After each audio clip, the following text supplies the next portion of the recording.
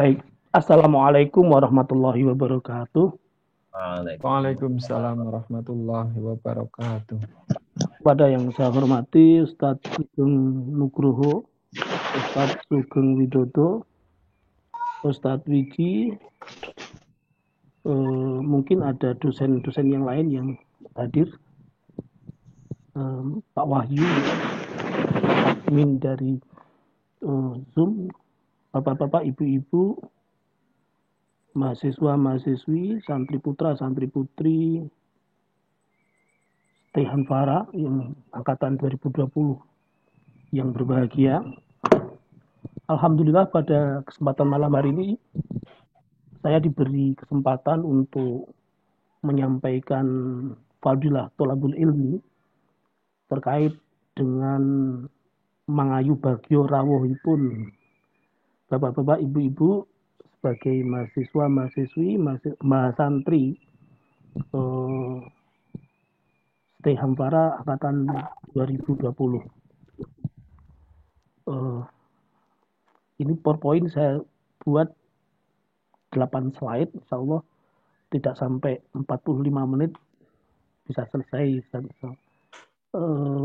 Saya menyampaikan mungkin paling lama 15 menit, paling lama. Nanti kalau kelamaan mohon maaf. Insya Allah mungkin sebelum 15 menit bisa selesai. Kalau 8 slide 2 menit aja itu sudah 16 menit ya. Insya Allah nggak sampai. Satu slide 2 menit panjang sekali. Kayak gitu. Jadi saya akan menyampaikan fadilah tolabul ilmi. Mohon maaf, apakah suara saya bisa didengar dengan baik? Bisa. Bisa nggih, alhamdulillah. Slide saya bisa dilihat nggih, bisa dipirsani nggih. Bisa. Bismillahirrahmanirrahim. Fadilah tolabul ilmi. Ada 3 subtema yang ingin saya sampaikan terkait pertemuan pada malam hari ini. Yang pertama, mengapa kita harus berilmu? Kemudian yang kedua, apakah ilmu itu? Kemudian yang ketiga, apa fadilah ilmu? Jadi 3 pertanyaan ini menjadi semacam rumusan masalah yang kemudian ingin saya eksplorasi di dalam pemaparan pembahasan pada malam hari ini. Yang pertama, mengapa harus berilmu? Mengapa harus berilmu? Kira-kira mengapa ya kok harus berilmu itu?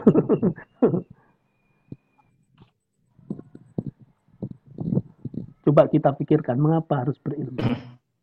Ya manusia itu berilmu itu menjadi keniscayaan manusia karena manusia bisa berpikir, manusia bisa menggunakan otaknya untuk berpikir, di mana manusia berbeda dengan makhluk yang lain.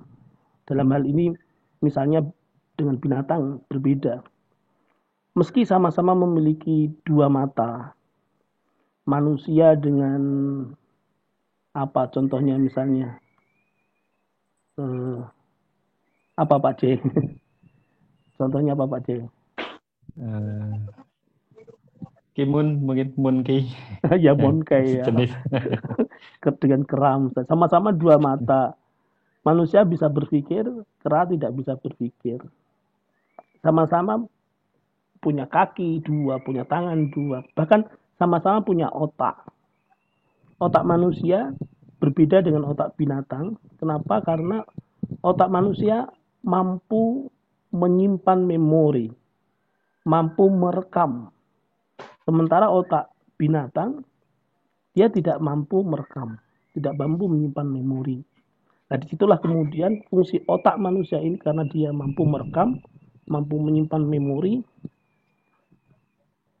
yang dalam perkembangan berikutnya menjadi sekumpulan pengetahuan di dalam otak yang kemudian muncul rasa kuriositas, muncul rasa ingin tahu, muncul penasaran kenapa kok bisa begitu, bagaimana caranya begitu terus sampai kemudian dia akan berpikir kenapa kok kita di dunia ini? Kenapa kok tiba-tiba ada gitu? Jadi sampai kemudian dipikir apakah adanya kita itu ada dengan tiba-tiba atau ada yang mengadakan. Sampai kalau dulu nenek moyang kita, orang tua kita itu sering sangkan paraning dumadi gitu, sering sampai mempertanyakan dari mana asal muasal kita sangkan paraning dumadi. Sampai kemudian kita yakin bahwa di balik semua apa yang ada ini ada sang pencipta, yaitu Allah Subhanahu wa taala. Itu. Meski kalau kemudian kita analisis lebih jauh di kelas filsafat mungkin misalnya, atau kelas S2, S3, ini diskusinya bisa sampai ke fakultas Usuluddin, fakultas filsafat, perbandingan agama dan lain sebagainya.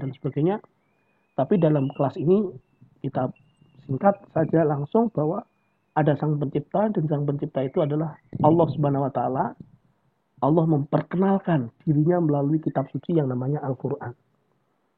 Sehingga kemudian mengapa kita harus berilmu? Karena keniscayaan kita sebagai manusia itu pasti punya kuriositas, punya rasa ingin tahu, punya rasa penasaran.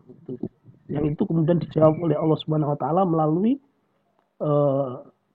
Al-Quran. Termasuk penasaran itu adalah tujuan hidup manusia itu apa sebetulnya. Ya. Ada Pak Kamto tujuan hidup Pak Kamto apa ini misalnya. Sukses dunia dan akhiratnya, Pak. Amin ya. Tujuan. Iya, betul. Tapi kalau itu jawaban muncul dari permukaan dua bibir yang berkatup nyun sewu ya Pak Kamto ya, bahwa tujuan hidup manusia itu adalah sukses dunia dan akhirat, bahagia misalnya, bahkan mungkin ibadah, maka sesungguhnya itu jawaban masih bisa dilacak lebih mendalam lagi.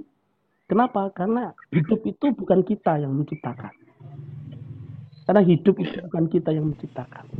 Sehingga kemudian di balik jawaban itu sebenarnya ada argumentasi, ada alasan yang lebih mendasar, yaitu siapa yang menciptakan hidup itu, sehingga kemudian dia tahu tujuan hidup itu untuk apa. Maka sebetulnya Allah Subhanahu wa taala melalui Al-Quran sudah menjelaskan kepada kita bahwa tujuan hidup itu adalah surah Az-Zuriyat ayat 56 dan surah Al-Baqarah ayat 30. Wa ma khalaqtul jinna wal insa illa liya'budun. Dan tidaklah aku ciptakan jin dan manusia kecuali untuk beribadah kepada Anda. Jadi itu yang pertama. Kemudian yang kedua, Al-Baqarah ayat 30.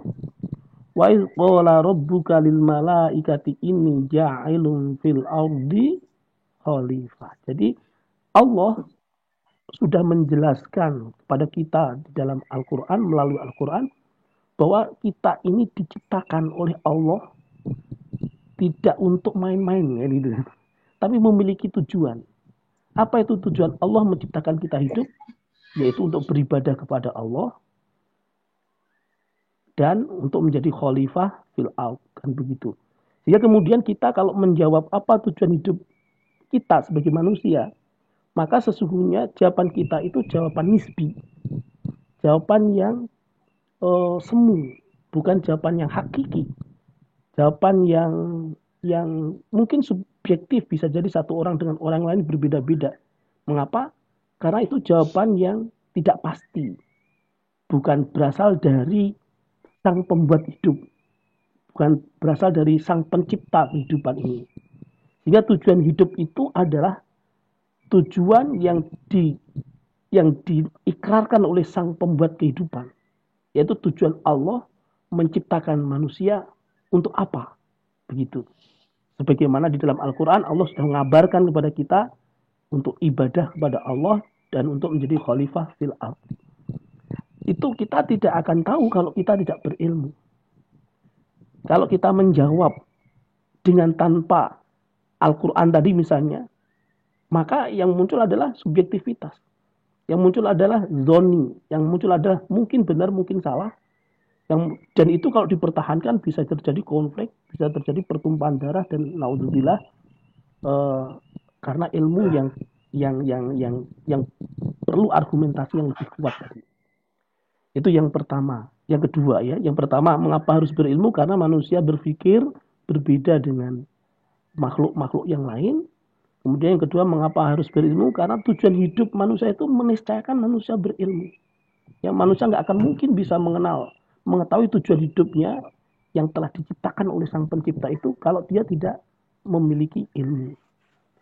Kemudian yang ketiga, agar menjadi manusia sejati yang bertakwa secara sempurna kepada Allah Subhanahu wa taala.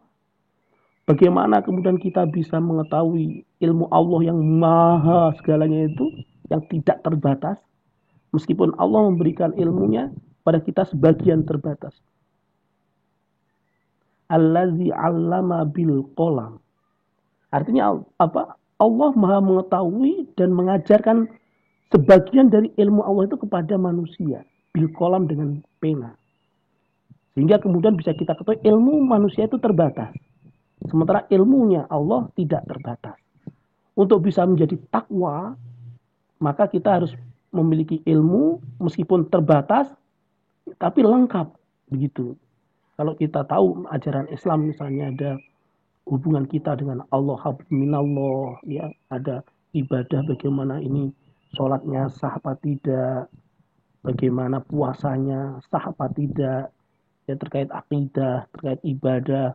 Kemudian hablum minan nafas, hubungan manusia dengan dirinya sendiri, jujur itu berpahala apa tidak, terus berpakaian, menutup aurat atau tidak, makanan halal atau haram dan sebagainya dan sebagainya. Ini terkait hablum minan nafas, hubungan manusia dengan dirinya sendiri. Pun juga begitu ketika hablum minan nas, berinteraksi dengan sama manusia. Ada ketika bekerja, di ekonomi, kan, ketika belajar berarti pendidikan, ketika yasinan di rumah tetangga berarti sosial masyarakatan. Itu semua ada ajaran-ajaran Islam yang kafah, yang sempurna itu niscaya untuk bisa kita bertakwa mengamalkan itu semua, mau tidak mau, bisa atau tidak bisa, faktanya memang butuh ilmu. Ada hadis yang mengatakan wa may yuridid dunya fa'alai bil ilmi wa may yuridul akhirah fa'alai bil ilmi. Siapa yang ingin mendapatkan dunia, maka baginya ada ilmu dunia. Barang siapa yang ingin mendapatkan akhirat, maka dia juga harus dengan ilmu akhirat. Nah, ini yang pertama. Mengapa harus berilmu? Karena kita bisa berpikir, karena itu tujuan hidup kita, dan kita bisa menjadi manusia sejati, bukan manusia jadi-jadian ya, manusia sejati yang bertakwa bisa sempurna. Allahumma amin. Kemudian yang kedua, apakah ilmu itu? Nah, pertanyaan kedua ini, apakah ilmu itu? Mungkin ada yang bisa membantu saya, Pak. Kita sharing dulu. Ilmu itu apa? Mbak Dina mungkin bisa menjawab. Mbak apa Ibu ya? Ini tuh gambar hampara masa depan ini, Pak. Jadi nanti ke depan hampara seperti ini, insya Allah. Apakah ilmu itu? What's meaning of knowledge of science? Mahwal ilmu, Apakah ilmu menika napa, Pak?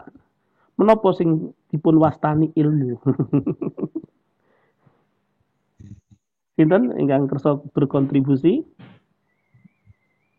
Ilmu adalah tuntunan. Ilmu adalah tuntunan. Alhamdulillah. Nggih. Wonten yang lain? Ada yang lain?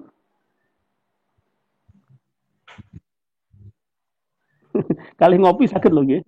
Kali ngopi, kali nyamilan apa. Nggih. Terus ini hampara masa depan, insyaallah ada ilmu di situ di hampara itu. Ini ada Al-Qur'annya, ada mushaf ini kemudian masjidnya, tapi ini masih desain ya, desain. Hampara yang sekarang ini yang di belakang saya itu. Yang background saya itu Hampara, saya dari atas Hampara ini. Pirsa nggih Hampara sekarang, kapan-kapan nek kersa tindak bangun jiwa di Hampara saged. Kampus panjenengan sakniki sampun dados mahasiswa-mahasiswi Hampara, afdolnya berkunjung ke Hampara atau nanti ada agenda bersama Ustadz Sugeng Nugroho mungkin pertemuan keberapa gitu bisa diagendakan. Nah di sini insya Allah ada ilmu di Hampara itu. Jadi waman aradad dunya fa'alai bil ilmi waman aradal akhirah fa'alai bil ilmu tadi ada dua ilmu yang dimaksud yang kemudian disiapkan di Hampara ini. Pertama ilmu kehidupan. Jadi dengan ilmu seseorang bisa hidup normal. Dengan ilmu mahasiswa dibekali pengetahuan-pengetahuan yang kemudian dia bisa hidup. Ini namanya hidup ya bisa makan, bisa bekerja kan itu. Ya, sekarang juga bisa bekerja, sudah bisa makan. Berarti sekarang sudah punya ilmu kehidupan itu. Meski terus berkembang ilmu kehidupan itu. Ada ijazah ya, dibekali ijazah. Tanda lulus di sebuah perguruan tinggi, kalau S1 berarti ijazah, sarjana, kalau S2 magister, kalau S3 mohon doanya Bapak Ibu sekalian, ini saya sedang diuji oleh Allah untuk segera menyelesaikan S3 saya itu. Saya sedang belajar ilmu kehidupan juga di UIN Surakarta, UIN Sunan Kalijaga. UIN Sunan Kalijaga, S3 bidang ekonomi Islam juga. Allahumma amin, semoga Allah mengijabah. Ini ilmu kehidupan. Jadi mahasiswa begitu lulus dari ST Hampara diharapkan bisa hidup, gitu kan. Hidup normal. Dengan ijazahnya dia bisa berkarir, dia bisa mendapatkan pekerjaan yang layak, yang sudah bekerja menjadi bekal untuk meniti karirnya. Ini ilmu kehidupan begitu. Terus kemudian cuma ilmu kehidupan itu ya hidup saja. Padahal hidup itu kan ada yang sifatnya ini halal apa haram, ini benar atau salah, ini terpuji atau tercela. Maka di situ ada sakofah Islamnya. Ada sakofah Islamnya. Ada ilmu-ilmu keislaman, ada ilmu-ilmu yang dibekalkan kepada mahasiswa-mahasiswi untuk mengetahui hukum-hukum, untuk mengetahui akod-akodnya seperti apa. Sehingga mahasiswa selain dia bisa hidup, dia juga bisa hidup dengan benar. Itu. Jadi hidupnya tidak sekedar hidup sebagaimana kata Pak C tadi, seperti hidupnya Manke tadi. Nggak ngerti salah benar, yang penting urip kan nggak begitu. Nah, dengan panduan sakofah Islamnya ini, manusia, mahasiswa kita dalam hal ini para santri, dia bisa hidup dan hidupnya bisa benar. Itu makanya kemudian ilmu kehidupan ini manusia harus banyak meneliti, manusia harus banyak observasi. Nanti tugas akhir mengerjakan skripsi atau tugas akhir ya menulis karya ilmiah itu ilmu untuk memastikan dia layak menjadi sarjana sebagaimana standar yang sudah disosialisasikan oleh Ustadz Sugeng Nugroho ya. Begitu juga dibekali sakofah Islamiyah untuk bisa mengetahui hukum-hukum Islam dengan baik, akod-akodnya, fikih muamalahnya dan lain sebagainya.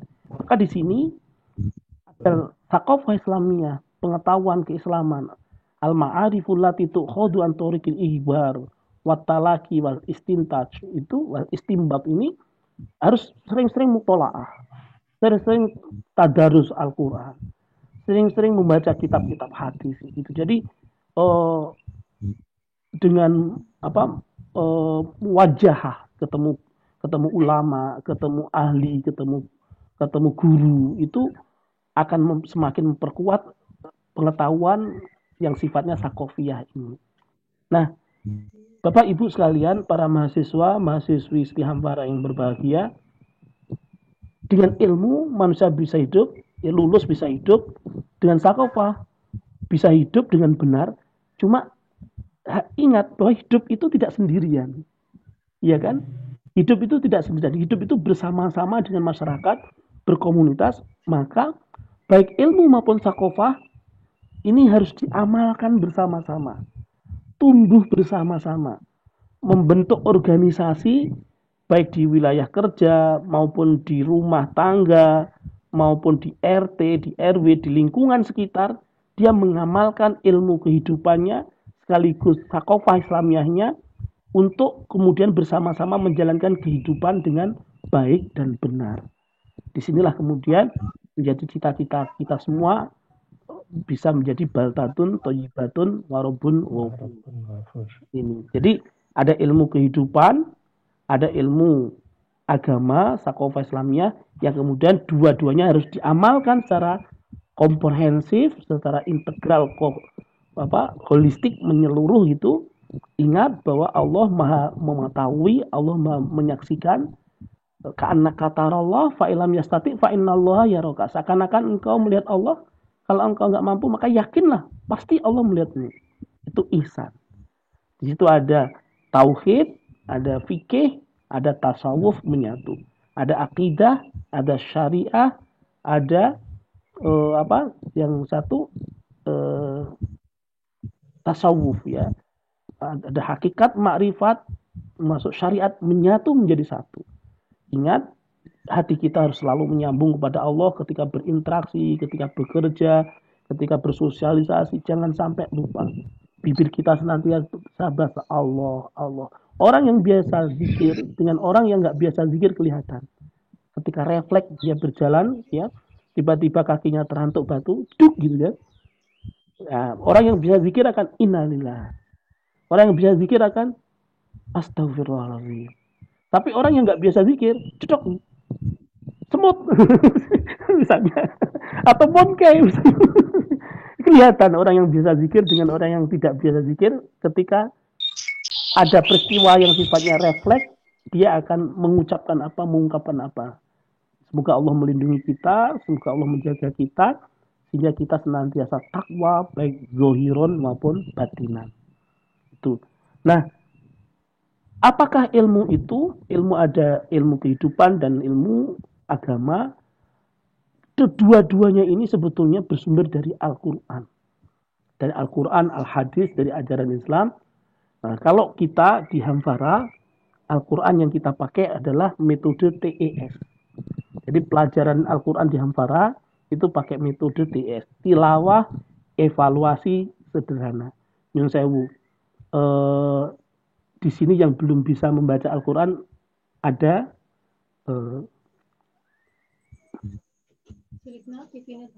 sabun bisa semua nggih. Sudah bisa membaca semua nggih. Insyaallah. Meski kalau diukur mungkin kecepatan satu halaman berapa menit gitu bisa jadi beda-beda antara satu dengan yang lain. Kalau Pak C nyun sewu satu juz biasanya berapa lama Pak C? Satu juz ya agak lama. Kalau Ramadan itu loh Pak C. Bukan termasuk yang bisa cepat. Oh nggih, rata-rata satu halaman niku kalau ngagem stopwatch, pilih ngagem stopwatch niku saged diukur misal satu halaman 2 menit misalnya. Itu ya, kurang lebih 3 sampai 5 menit lah. Nggih. Niku saged diobservasi piyambak. Saged latihan piyambak mangke sak sampunipun majelis menika cekap panjenengan saged ngasto Al-Qur'an, membuka Al-Qur'an, coba stopwatch ngaten. Dengan mengevaluasi bacaan kita secara sederhana, maka sebetulnya kita sudah mengamalkan metode TES di Hamfara. Pelajaran Al-Qur'an di Hamfara menggunakan metode TES. Pilih Pak Rohmat. Pak Rohmat, satu juz berapa lama Pak Rohmat? Lumayan lama Pak. Lamanya berapa menit? belum pernah mempraktekkan untuk di waktu lah. Satu lembar aja kita belum pernah membedakan berapa lamanya sih Pak.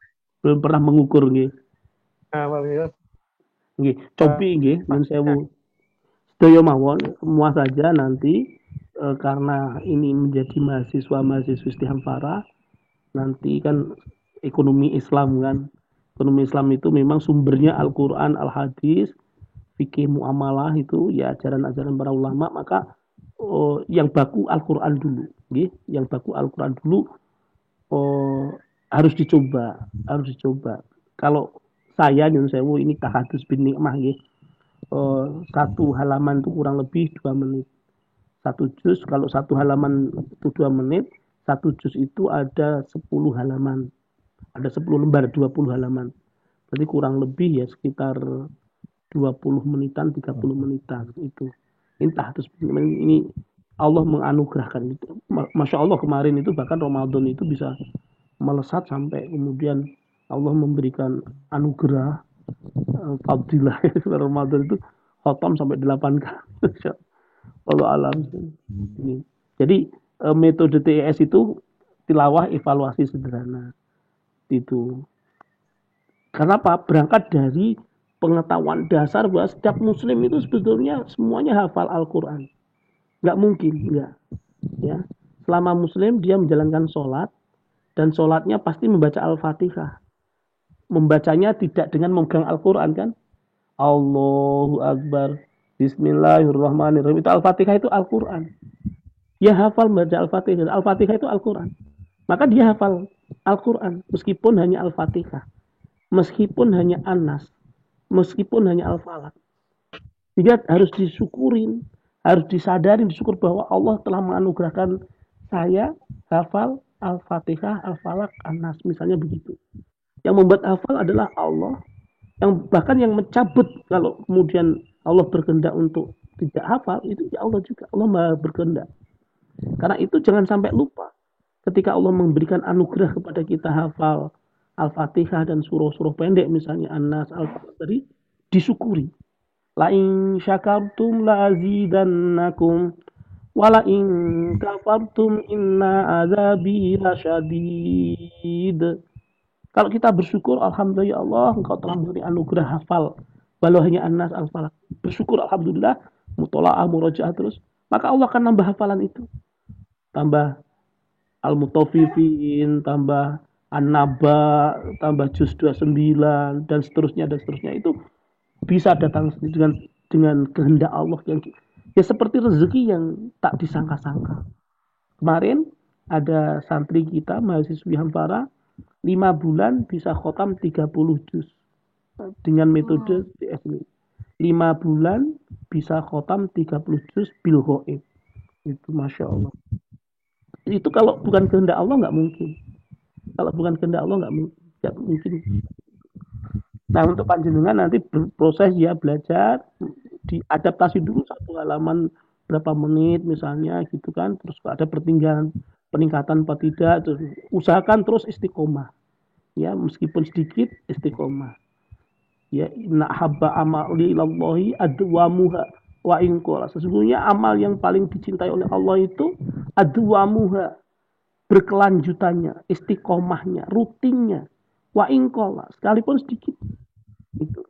Jadi menghafal Al-Quran itu tidak harus banyak-banyak. Satu baris itu saja bisa, Pak. Satu baris itu. Ya. Atau mungkin satu kalimat atau satu kata, kalau dalam bahasa Arab itu kalimat itu kata. Ya. Satu ayat itu tidak apa-apa. Asal tetap di azam kita tadi sebagai rasa syukur kita kepada Allah, sudah hafal. Anas sudah hafal kan ya? Sudah. Al-Fatihah sudah kan? Al-Fatihah, rasa syukur alhamdulillah itu tinggal melanjutkan. Nah, kalau kemudian sampai paham ayat-ayat ekonomi itu sebetulnya di juz amma itu banyak sekali ayat-ayat ekonomi insyaallah ya. Sambil berjalan kita lanjutkan dulu. Itu. Jadi Al-Qur'an sebagai sumber dari segala sumber ilmu itu meniscayakan harus kita miliki karena apa? Karena tadi kita berpikir kita punya tujuan hidup yang dikodokkan oleh Allah kepada kita agar beribadah kepada Allah, dan beribadah itu tidak mungkin tidak harus menggunakan bersumber dari Al-Quran, Al-Hadis, ijma' sahabat, qiyas syar'i kan gitu. Begitu. Maka meniscayakan kita untuk memperbaiki interaksi kita dengan Al-Quran. Baik itu. Sekarang yang terakhir, fadilah ilmu. Yang pertama tadi, mengapa kita harus berilmu? Kemudian yang kedua, apakah ilmu itu? Yang ketiga, yang terakhir, fadilah ilmu. Yang pertama, fadilah ilmu sebagaimana dalam surah Al-Mujadilah ayat 11. A'udzu billahi minasyaitonir rajim. Yarfa'illahu allazina amanu minkum wallazina utul ilma darajat. Orang yang berilmu dia memiliki derajat lebih dibandingkan orang-orang yang tidak punya ilmu. Allah yarfa'illahu allazina amanu, Allah mengangkat orang-orang yang beriman minkum di antara kalian, wallazina utul ilma, dan orang-orang yang punya ilmu darajat, beberapa derajat lebih tinggi dibanding orang-orang yang tidak punya ilmu, dibanding orang-orang yang tidak beriman dan tidak punya ilmu. Ini fadilah yang pertama. Kemudian fadilah yang kedua, a'udzu billahi minasyaitonir rajim. Innama yakhsyallaha min ibadihil ulama. Semakin punya ilmu, maka dia menjadi ulama. Ya meski hanya hafal Al-Fatihah, An-Nas, Al-Falaq misalnya, maka semakin dia takut kepada Allah Subhanahu wa taala. Siapa yang sesungguhnya yang paling takut kepada Allah Subhanahu wa taala dari hambanya Allah itu kecuali ulama. Kita ini ulama sebetulnya, meski ulama pada level derajat yang An-Nas, Al-Falaq, Al-Ikhlas, tetap harus disyukuri. Tetap harus hadir dalam diri kita, jiwa kita, Allah, Allah, Allah terus. Gitu. Ini fadilah ilmu yang kedua adalah membuat kita semakin dekat dengan Allah, membuat kita semakin takut, semakin khosyah, ya khosyah wa roja. Ada harapan, ada kekhawatiran, terus takarub pada Allahnya semakin kuat. Kemudian yang ketiga, ini saya ambil dari Al-Baqarah ayat 269. A'udzu billahi minasyaitonir rajim. Yu'til hikmata man yasha' wa man yu'tal hikmata faqad utiya khairan katsira wa ma yadhakkaru illa ulul albab. Dengan memiliki ilmu, ya, hikmah ini yang diberikan oleh Allah Subhanahu wa taala. Allah memberikan ilmu, memberikan hikmah pada siapa saja yang dikehendaki oleh Allah, maka akan semakin bertambah, akan semakin ingat pada Allah itu semakin bertambah. Dan itu hanya terjadi pada orang-orang yang ulul albab, yang memiliki kecerdasan, ya, memiliki kecerdasan. Selama otaknya sehat pasti memiliki kecerdasan.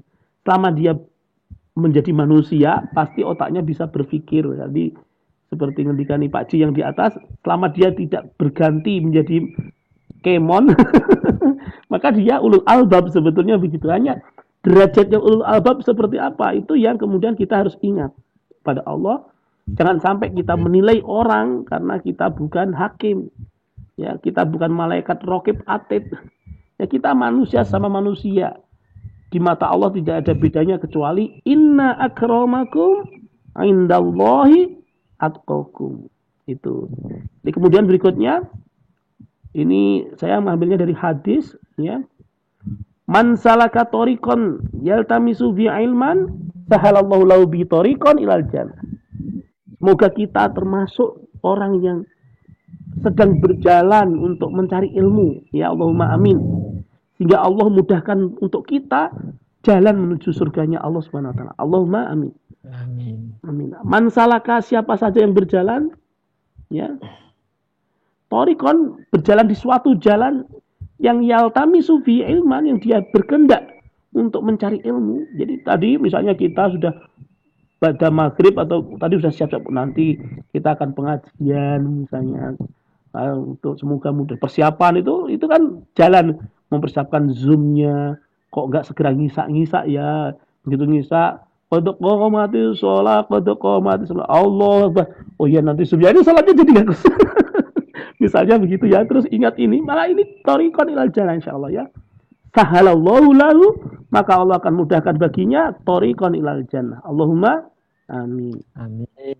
Berikutnya fadilah ilmu ini saya ambil dari hadis riwayat Imam Muslim juga yang nomor 169 1631, idza matal insanu in qata'a amaluhu ila min salasatin min shadaqatin jariyah wa ilmin yuntafa'u bih wa waladin sholihin yad'ulah. Ini hadis masyhur, insyaallah panjenengan semua sudah pada sering mendengar kan, ya. Ketika seseorang meninggal dunia, maka seluruh amalnya akan terputus kecuali 3 perkara. Atau sedekah jariyah. Ini untuk para agnia, para dermawan, ketika dia sedekah dengan hartanya, maka sedekahnya itu akan mengalir terus, insyaallah akan bisa dinikmati sampai nanti ketika dia sudah meninggal dunia. Yang kedua, wa ilmin yuntafa'u bihi. Ilmu yang bermanfaat, ya. Ini insyaallah semoga kita para guru, ini di sini ada Ustadz Sugeng Nugroho, ada Ustadz Widodo. Ini guru-guru saya. Beliau ini guru-guru saya. Masya Allah, saya ini alumni sama seperti Bu Nuhbah, ada Bu Nuhbah juga di sini ya tadi. Beliau ada Pak Wiji, Ustadz Wiji ini juga guru saya dulu waktu saya masih mahasiswa. Jadi Masya Allah, semoga menjadi amal jariah beliau ya, Ustadz, Masya Allah. Ini harapannya bisa membalas saja dengan doa, Ustadz. Masya Allah. Jadi beliau ini guru kami ya, Ustadz Sugeng Widodo, Ustadz Sugeng Nugroho, ada Pak Wiji, Masya Allah ya. Itu. Jadi al ilmu yuntafa'u bih, ilmu yang bermanfaat, ilmu yang kemudian ketika ilmu itu kita sampaikan, kemudian ditangkap oleh murid-murid kita, kemudian oleh para mahasiswa kita, kemudian diamalkan oleh mahasiswa tadi, disampaikan lagi, diamalkan, diamalkan, terus sampai kemudian namanya jariyah ya, sama kayak sedekah jariyah, sampai ketika kita meninggal dunia, ilmu itu masih terus mengalir. Ya, kita rasakan nanti bisa menghadap Allah Subhanahu wa taala dengan ilmu itu. Allahumma amin. Yang terakhir, wa waladin sholihin yad'ulah. Nah, kemudian yang ketiga adalah amal yang tidak putus tadi adalah anak yang soleh. Anak yang soleh yang mau mendoakan orang tuanya yang sudah meninggal.